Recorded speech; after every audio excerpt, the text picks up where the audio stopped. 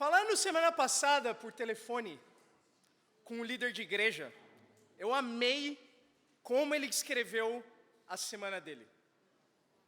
Foi mais ou menos algo do tipo: o caos ordenado de sempre. Para mim, define muito bem a vida cristã. O caos ordenado de sempre. Porque por mais ordenada que tenha sido a sua semana, sempre tem um pouco de caos ali. E a melhor analogia que eu consegui pensar para ilustrar essa frase que ele me disse, foi um jogo, que talvez alguns de vocês conhecem, que chama Jenga. Falei para o Luiz, ele falou: como que você descobriu o meu apelido de infância? Falei: não, estou falando de um jogo. Jenga é um jogo um pouco antigo de blocos. Você coloca bloco sobre bloco e ele forma uma torre. E a ideia do jogo é você tirando os blocos. Cada rodada é a vez de um jogador. Até que chega uma hora que você tira um bloco, o negócio se mexe e parece que vai cair e não cai. Aí é a próxima pessoa, ela já fica no desespero. Caos ordenado. Ela vai lá, suando frio já, tira, aí parece que vai cair, aí pende para o outro lado e estabiliza. Você fala: ufa. Respira, caos ordenado, aí é o próximo. Aí ele tira, aí quase fica 90 graus e volta para o lugar. E aí é a sua vez de novo. E essa é a graça do jogo. Até que quando volta para você, você tira e tudo cai. Você fala: não! Parece que aconteceu uma tragédia, mas só acabou o jogo, aí você começa de novo. Mas esse é o sentimento, se você já jogou Jenga alguma vez na sua vida. Tem outros jogos do gênero, pega a vareta, a ideia é parecida aí. Irmãos, essa é uma boa forma de ilustrar a vida cristã.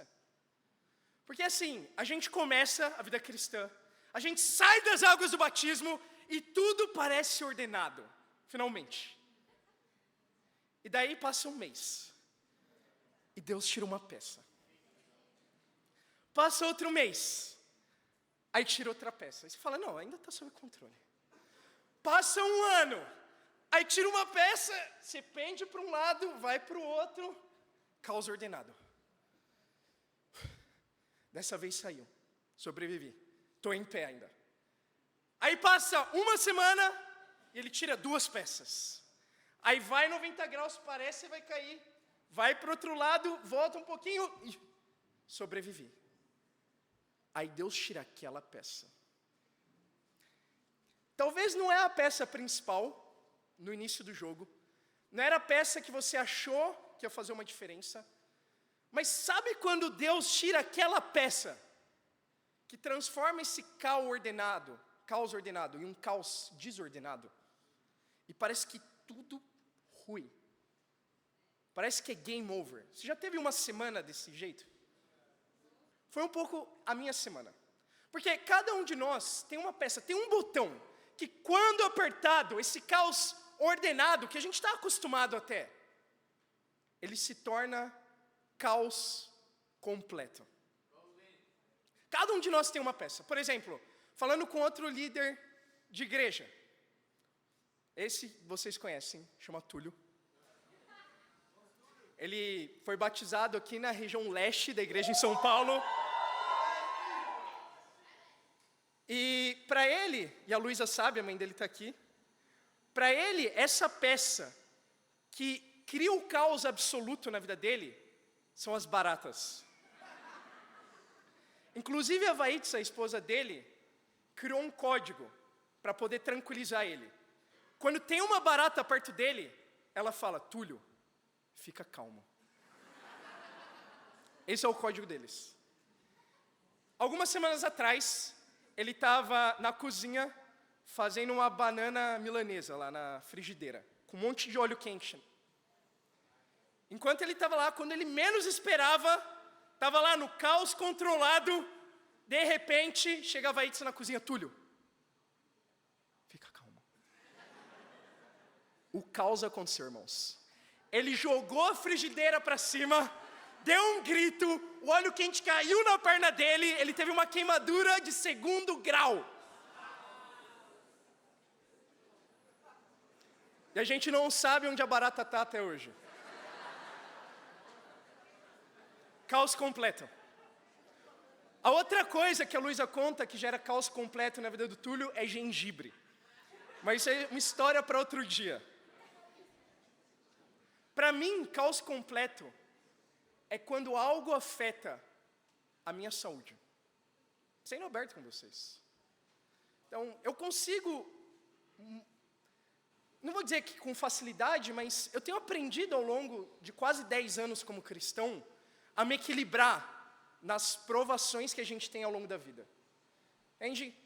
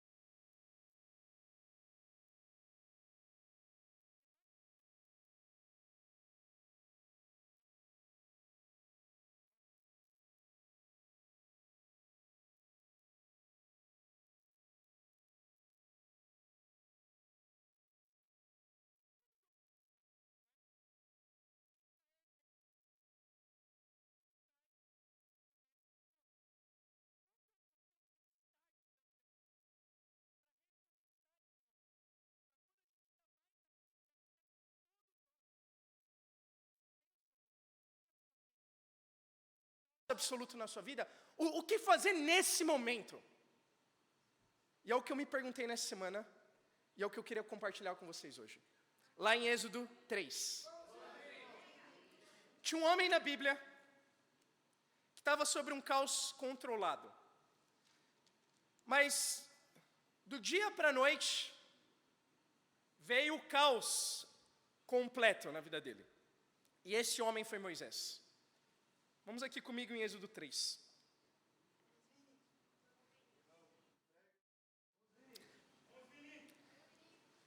Versículo 1. Moisés pastoreava o rebanho de seu sogro Jetro, que era um sacerdote de Midian.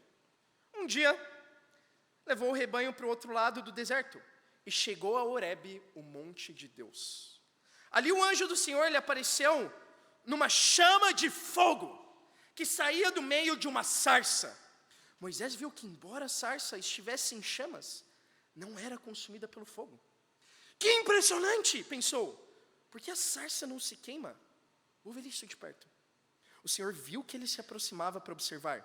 Então, do meio da sarça, Deus o chamou: Moisés, Moisés. Eis-me aqui, respondeu ele. Versículo 5. Então disse Deus: não se aproxime. Tire as sandálias dos pés, pois o lugar em que você está é terra santa. Disse ainda: eu sou o Deus de seu pai, o Deus de Abraão, o Deus de Isaque, o Deus de Jacó. Então Moisés cobriu o rosto, teve medo de olhar para Deus. Uau! Aqui nós vemos Moisés, um dos grandes profetas da Bíblia, aos seus 80 anos de idade. E até os 40 anos, ele viveu sobre a ordem, sobre as facilidades do Império Egípcio, ainda vivendo no palácio do próprio faraó. A vida dele era ordem completa, se a gente puder descrever assim. Ele tinha tudo o que ele queria. Aos 40 anos, ele tem que fugir do Egito, e ele vai para Midian, onde ele se casa e passa a pastorear rebanhos, o que era algo, segundo a cultura egípcia, desprezível. Então, Moisés aprendeu a conviver num falso caos controlado. Na verdade, a vida dele era caos completo, mas ele se iludiu, achando que, longe dos israelitas, do povo dele, do povo de Deus, ele podia achar algum tipo de controle. E é assim quando a gente está distante de Deus. A gente tenta buscar uma certa ordem. Uma ordem que é impossível encontrar se a gente não encontra Deus primeiro. E Moisés estava assim. Ao longo de 40 anos da vida dele, ele se iludiu, buscando por outras coisas. Até que Deus buscou ele. E num dia, como outro qualquer, Deus aparece do meio de uma sarça ardente para expressar o desejo ardente dele, de libertar o povo. E quando Moisés se depara com Deus, ou o anjo de Deus, como muitos teólogos acreditam, ele sente medo. Deus estava buscando ele por meio do caos completo que Moisés sentia agora. Então, para Moisés, o que produziu caos era ele ter que enfrentar os próprios medos. E é assim com a gente também. Então, a área da saúde produz medos em mim. E cada um de nós tem medos. Pode ser um medo na área financeira, por exemplo. Pode ser um medo de que algo aconteça com alguém da sua família. Nós todos temos medo. Medo de perder um relacionamento. E Deus, Ele faz questão de apertar esses botões e remover essas peças das nossas vidas, para mostrar que não existe controle longe dele. Vamos seguir lendo. Versículo 7, a Bíblia diz: disse o Senhor, de fato tenho visto a opressão sobre o meu povo no Egito, tenho escutado o seu clamor por causa dos seus feitores, e sei quanto eles estão sofrendo. Por isso desci para livrá-los das mãos dos egípcios, e tirá-los daqui para uma terra boa e vasta, onde há leite e mel com fartura, a terra dos cananeus, dos hititas, dos amorreus, dos ferrezeus, dos heveus e dos jebuseus. Pois agora o clamor dos israelitas chegou a mim, e tenho visto como os egípcios os oprimem. Vá, pois, agora, eu envio ao faraó, para tirar do Egito o meu povo, os israelitas. Moisés, porém, respondeu a Deus: quem sou eu para apresentar-me ao faraó e tirar os israelitas do Egito? Uau.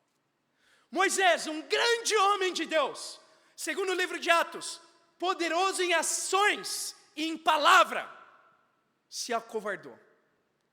Porque Deus chamou ele para fazer algo que tirava ele da zona de conforto, que desestabilizava a falsa segurança que ele sentia. Deus chamou ele para libertar o povo da opressão do faraó, que era o homem mais poderoso no mundo naquele tempo. E Moisés fala: mas quem sou eu? E olha o que Deus responde. Êxodo 3, versículo 12. Deus afirmou: eu estarei com você. Essa é a prova de que sou eu quem o envia. Quando você tirar o povo do Egito, vocês prestarão culto a Deus nesse monte. Moisés perguntou: quando eu chegar diante dos israelitas, eles disserem: o Deus dos seus antepassados me enviou a vocês, e eles me perguntarem: qual é o nome dele? Que lhes direi? Disse Deus a Moisés: eu sou o que sou. É isso que você dirá aos israelitas: eu sou, me enviou a vocês. Aqui Moisés começa a dar desculpas. Ele fala: mas mesmo que eu vá e fale para os israelitas que eles vão ser libertos da escravidão, o que eu vou dizer para eles quando eles me perguntarem: quem te enviou? Qual o seu nome? Moisés, depois de 40 anos longe de Deus, esqueceu o próprio nome de Deus. Ele se faz de tonto aqui, como a gente fala hoje em dia. Ele tenta querer se desviar do que Deus chama ele. E ele fala, como que eu respondo quando me perguntarem qual é o seu nome? Mas Moisés mesmo não sabia essa resposta. Quando nós estamos longe de Deus, nós esquecemos o óbvio. Por isso, que como Amanda Espessamilha ama dizer, o óbvio precisa ser dito. Deus fala, responde isso, Moisés. Eu sou. E esse é o título da nossa aula hoje. Eu sou. Em momentos de caos, seja ele controlado, seja ele descontrolado, seja o caos do bem ou o caos do mal, como você quiser chamar, tudo que a gente precisa lembrar, irmãos, para que as coisas voltem à ordem em que elas deveriam estar, é quem Deus é. E para Deus, a resposta é bem simples. E para nós precisa ser também. Eu sou. Tenho 2 pontos para nós hoje, essa manhã. Primeiro ponto, eu sou o que sou. Na verdade, essa é a resposta completa de Deus para Moisés. Eu sou o que sou. Deus responde para Moisés quem ele é, o que ele é. E é isso que muitas pessoas se questionam até os dias de hoje. Afinal, o que é Deus? Vamos falar sobre isso hoje. 1 João 4, versículo 8. O nosso alvo como cristãos é conhecer a Deus. E é para isso que a gente está aqui hoje, essa manhã, estudando a palavra dele, amém? 1 João 4, 8.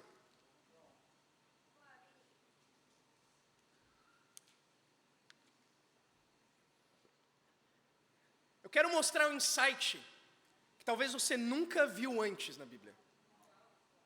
Talvez sim, você já ouviu, mas não viu dessa forma. Olha isso, 1 João 4, versículo 8. Com certeza você já ouviu, mas você não viu. Olha isso. Quem não ama, não conhece a Deus, porque Deus é amor. Tá vendo como vocês não viram? Ninguém ficou admirado com o que eu li agora. Ninguém fez, uau, genuinamente. A gente acabou de ler o que Deus é. Deus define Ele mesmo dessa forma. Eu sou amor. Isso não é incrível? Você já parou para pensar com profundidade no que diz essa escritura? Eu sei que a gente ouve ela, a gente já cansou de ouvir ela, muitas e muitas vezes. Mas esse é o pensamento religioso. A gente ouve, entra por um ouvido e sai pelo outro. E a gente não absorve nada. Como Moisés. Ele passou 80 anos da vida dele ouvindo de Deus, e ele não sabia o próprio nome dele. Quantos anos a gente precisa mais para ficar fascinado, admirado, em êxtase aqui hoje, por ouvir essa manhã que Deus é amor? Pense o poder dessa frase, Deus é amor. Amor é parte da definição do que Deus é. Sabe, Deus é algo extraordinário. Ele se define a Ele mesmo em Êxodo como eu sou. Eu sou. Deus está além das definições. E eu, como engenheiro formado, eu gosto de definições. Eu gosto de equações. Eu já tentei muito entender essas escrituras, inclusive essa de Êxodo, e tem muitas pessoas, muitos estudiosos, tentando entender até hoje, debatendo. Então, a gente não pode pronunciar esse nome, eu sou. Para muitas pessoas é impronunciável. Para outras pessoas, a gente só pode pronunciar ele. Então, existe um debate teológico infinito. E, honestamente, quanto mais eu tento entender o que significa eu sou, menos eu entendo. Mas uma coisa eu entendo. Deus está além das definições. Se a gente fosse fazer uma equação, Deus igual a alguma coisa, assim são equações, não é? X igual a não sei o que lá. A equação seria Deus igual, só. Essa é a equação. Mas aqui, uma dessas variáveis que a gente está vendo é o amor. Mas é interessante porque a gente não pode dizer o contrário, o amor é Deus. Porque Deus está além disso, além do que é o amor. Mas o amor por si só já é algo extraordinário, irmãos. 1 Coríntios 13. Talvez a gente não fique tão fascinado por entender que Deus é amor, porque a gente sequer entende o que é amor. A gente cresce ouvindo erroneamente que amor é um sentimento.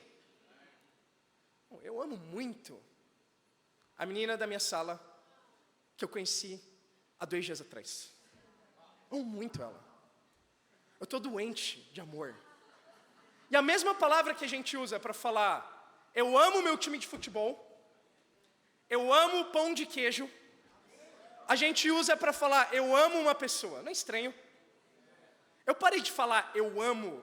Eu estava orando esses dias. Deus, eu amo pão na chapa. Falei, não, peraí. Eu vou falar, eu amo Deus e eu amo pão na chapa na mesma frase. Não faz sentido. Eu gosto de pão na chapa. Eu aprecio, mas eu amo Deus. A palavra amor tem poder. Eu penso que a gente precisa usar ela mais precisamente nos dias de hoje. Porque amar não se resume a um sentimento. Amar é mais que um sentimento. Amar é uma decisão. E a pergunta é, uma decisão do quê, afinal? 1 Coríntios 13. Essa escritura que estava estampada aqui embaixo do palco ontem, como foi falado, no nosso devocional de casados. Então ontem tivemos um devocional para todos os casados da igreja. Queremos fazer isso mensalmente, pelo menos a partir de agora. E todos os casados que estão aqui com a gente hoje, estão convidados para os próximos que a gente vai fazer. E se você não é casado, está convidado a se casar. Amém? 1 Coríntios 13, versículo 4. Olha como a Bíblia define amor. Não importa como você define amor, como eu defino amor. Importa o que a Bíblia define, que é amor. Porque é isso que é amor de fato. Versículo 4, o amor é paciente, o amor é bondoso, não inveja, não se vangloria, não se orgulha, não maltrata, não procura seus interesses, não se ira facilmente, não guarda rancor, o amor não se alegra com a injustiça, mas se alegra com a verdade. Tudo sofre, tudo crê, tudo espera, tudo suporta. Quem é que acha que precisa ser mais paciente? Quem é que acha que precisa ser mais bondoso? Levanta outra mão agora. Quem é que acha que precisa ser mais humilde? Eu vou traduzir o que vocês estão respondendo agora, o que todos nós precisamos mais de Deus. Porque Deus é amor. E o amor é uma decisão. É a decisão do quê? De ser paciente. Quando tudo te leva a não querer ser paciente, é aí que você ama de verdade. O amor é ser bondoso. Quando o que você quer é ser cruel, é ser maldoso. Mas você decide ser bondoso, independente do que você sente ou deixa de sentir. Por isso que o amor está além de um sentimento. O amor é ser humilde, porque aqui diz que o amor, ele não se orgulha, ele não se vangloria, ele tudo suporta, ele tudo crê e tudo espera. Então o amor é isso. E isso é Deus. Então o que nós precisamos é Deus. Esse é o óbvio. Se você está aqui hoje, eu acho que você acabou de perceber, assim como eu, que você precisa muito mais de Deus do que você pensa. Essa é a verdade. Você precisa de Deus muito mais do que estar num culto domingo de manhã. Você precisa muito mais de Deus do que uma corrente de WhatsApp, de segunda a sexta, no grupo da sua família. Não tem limites para o quanto a gente precisa do amor de Deus. Não tem limites. É algo que a gente sempre precisa mais. Esse é o óbvio. E Paulo fala aqui, só para a gente entender a relevância disso, de entender que eu sou o que sou, e Deus é amor, Deus é paciência, Deus é bondade, Deus é humildade. Paulo fala no versículo 13, assim permanecem agora esses três, a fé, a esperança e o amor. O maior deles, porém, é o amor. Podemos ter uma fé de mover montanhas, Paulo fala. Podemos ter uma fé de falar a língua dos homens e dos anjos, de dar o nosso corpo para ser queimado. Mas Paulo fala, o amor ainda é maior, porque Deus é amor. E Paulo ainda fala, de nada isso me valerá, no versículo 3, se eu não tiver amor. Num mundo que ensina a gente, que a gente sempre precisa de mais, nunca é o suficiente. O carro que você tem não é suficiente. A casa que você tem não é suficiente. O trabalho que você tem, o dinheiro que você tem, a esposa que você tem não é suficiente. O marido que você tem não é suficiente. A Bíblia ensina que tudo o que a gente precisa é o amor. Porque se a gente não tem isso, a gente pode ter o carro, a casa, a esposa, o trabalho, nada disso valerá. Tudo o que você precisa, e eu preciso, é o amor. Indo contra essa maré, me anima muito saber que hoje 3 pessoas tomaram essa decisão de entender que tudo o que elas precisam é o amor de Deus.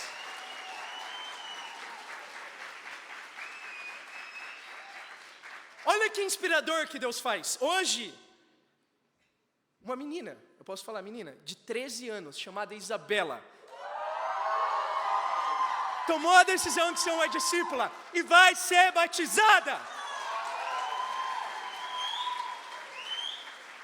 Hoje uma senhora de 61 anos de idade tomou a decisão de ser uma discípula de Jesus, viver uma vida de compromisso com a palavra de Deus, e Maria José vai ser batizada.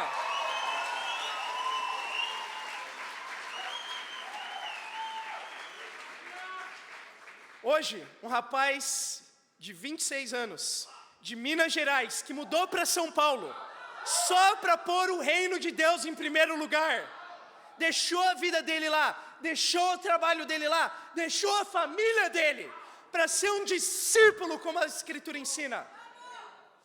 Porque ele entende que tudo o que ele precisa é o amor. Senão, nada disso mais me valerá. E o Pedro vai ser batizado essa manhã também.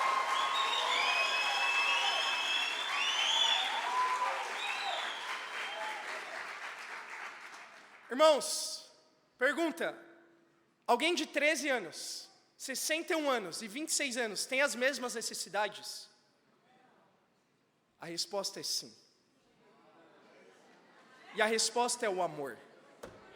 O amor é tudo que a gente precisa. O resto é resto. Eu sou o que sou. Primeiro ponto de hoje. Segundo ponto de hoje. Outras traduções não dizem eu sou o que sou. Dizem eu sou quem eu sou. E é uma boa pergunta. Quem Deus é, afinal? Isaías 43. Se você teve uma semana um pouco caótica interiormente como a minha, talvez essa escritura te traga um alívio, como me trouxe.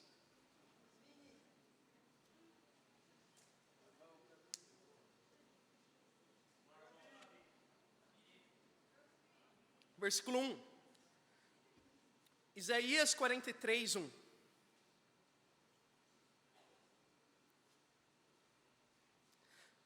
Mas agora, assim diz o Senhor, aquele que o criou, ó Jacó, aquele que o formou, ó Israel, não tema, pois eu o resgatei, eu o chamei pelo nome, você é meu. Quando você atravessar as águas, eu estarei com vocês.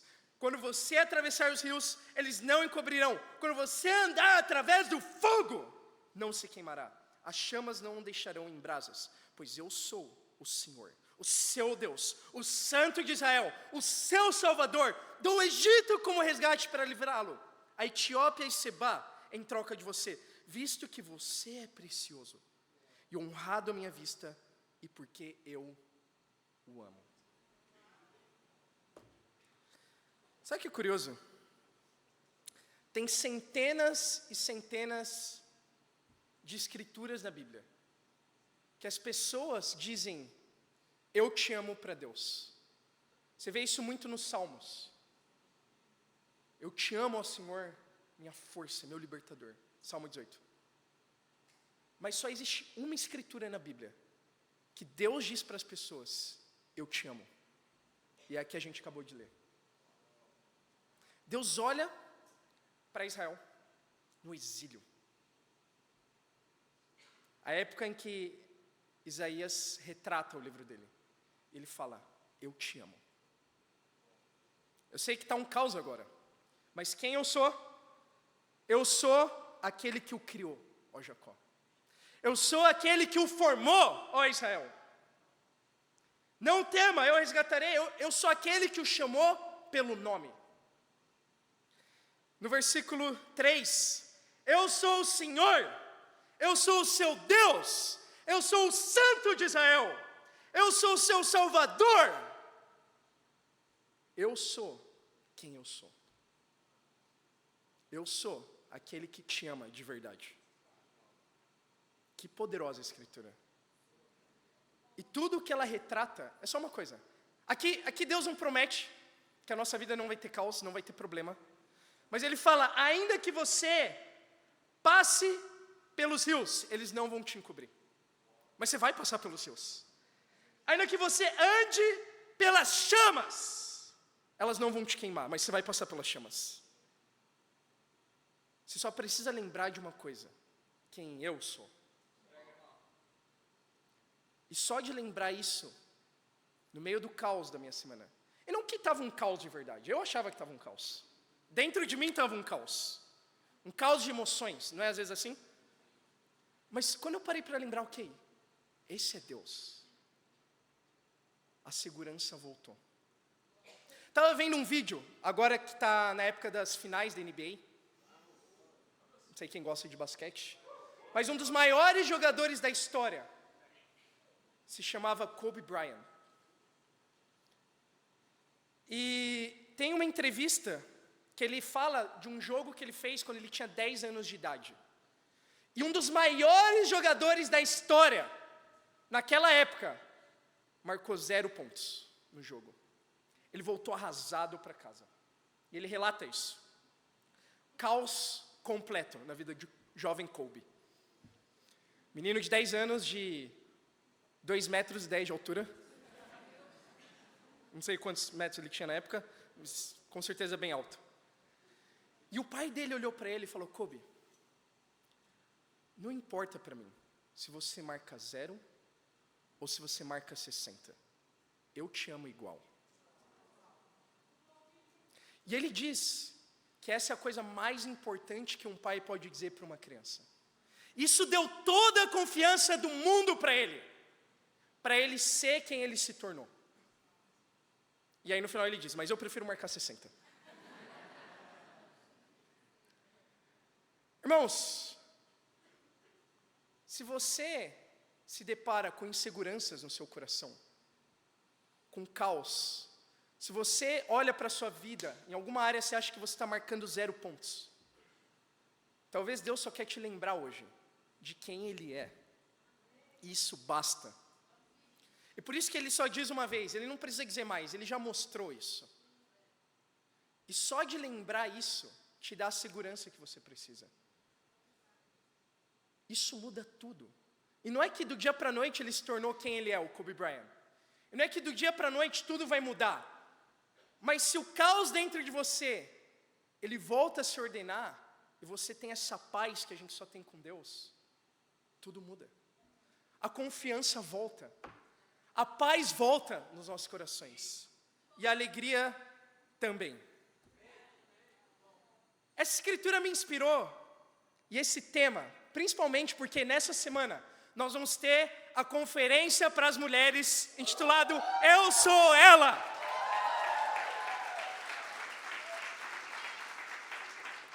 E eu não sei porque só metade da igreja aplaudiu. Eu vi principalmente as mulheres aplaudindo, e é disso que eu queria falar. Eu acho que a gente tem que mudar o termo de conferência das mulheres. Eu não gosto desse termo, eu acho que está errado. Eu prefiro chamar conferência para as mulheres.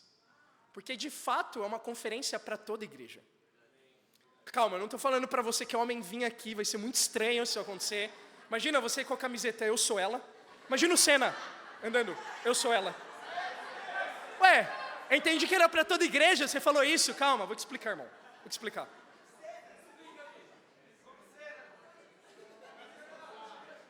Essa é a conferência de Deus, da igreja de Deus. E cada homem dessa sala tem uma mãe, uma irmã, uma tia, uma vizinha, uma colega de trabalho. Então toma para si a responsabilidade de lembrar quem Deus é. E com isso lembrar o que Deus chama a gente a ser. Sermos discípulos dele. Sermos mensageiros dele. Embaixadores que vão levar a mensagem dele para homens e mulheres. É isso que a Bíblia diz. Discípulos de todas as nações. Já não resta mais judeus ou gentios, homens e mulheres. Deus quer salvar o mundo inteiro, irmãos. Isso é nossa responsabilidade nesse sábado também. Então, eu quero convidar cada homem, cada mulher da igreja a fazer o máximo esforço possível para que cada pessoa que você conhece, mulheres no caso, venham aqui nesse sábado e possam ouvir de quem Deus é. Porque esse é o tema da conferência. Entende? Eu sou ela, a mulher que Deus criou. Que incrível, não é? E quem vai vir pregar para a igreja, para as mulheres nesse caso, é a nossa querida mãe na fé, Linda Moreno, vindo lá da cidade do México. Para quem não sabe, a Linda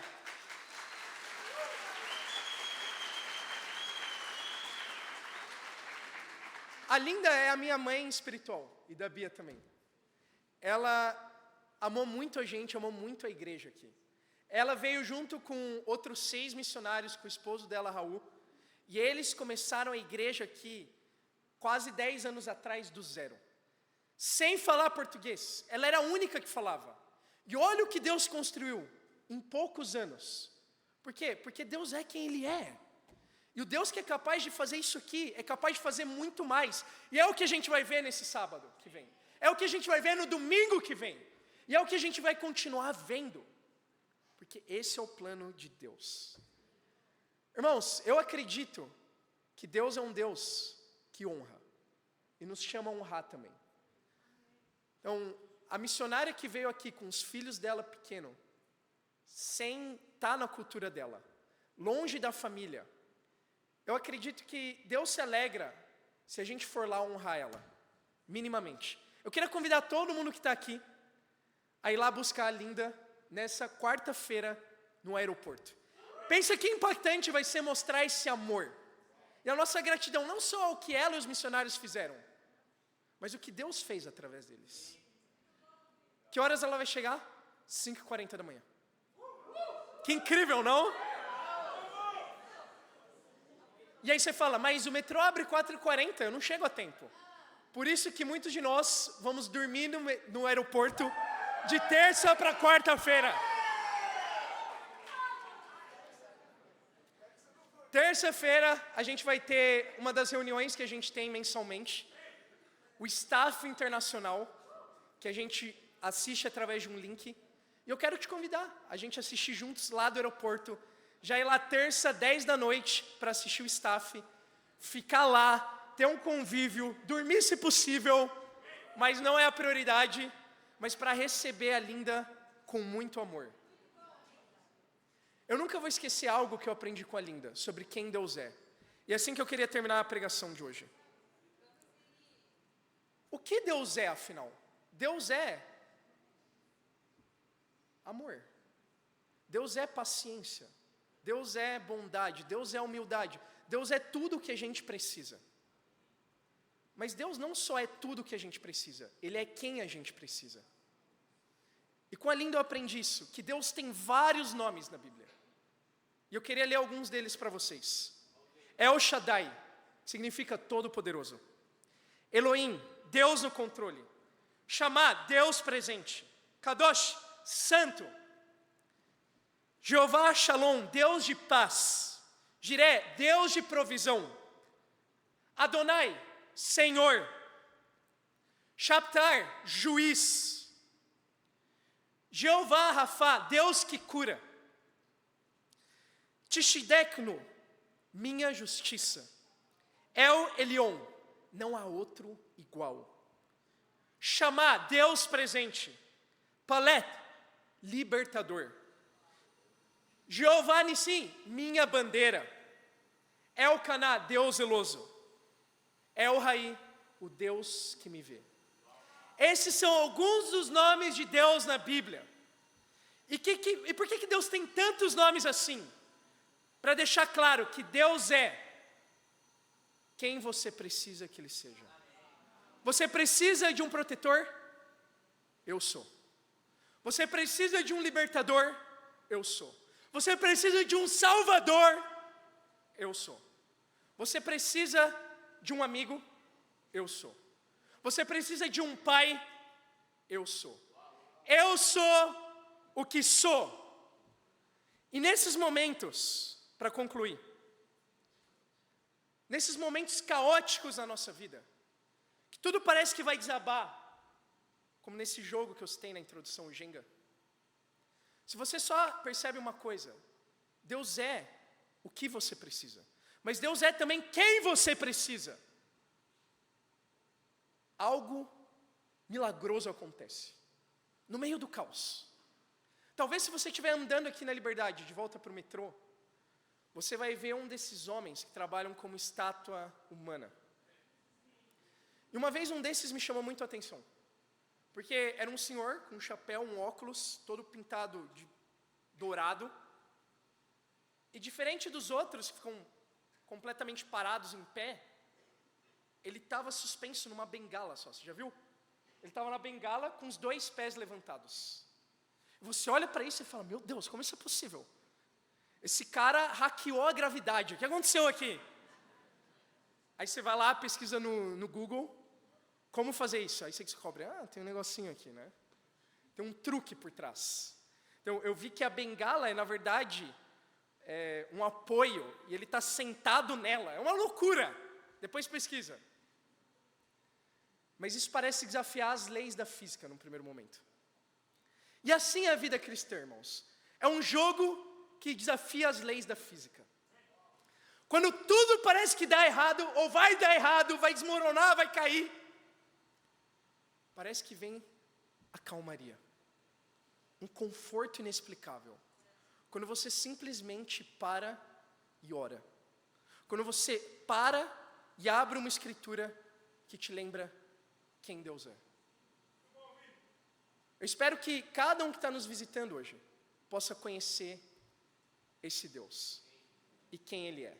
É muito simples, na verdade. Eu sou o que sou. E para Ele seja glória. Amém.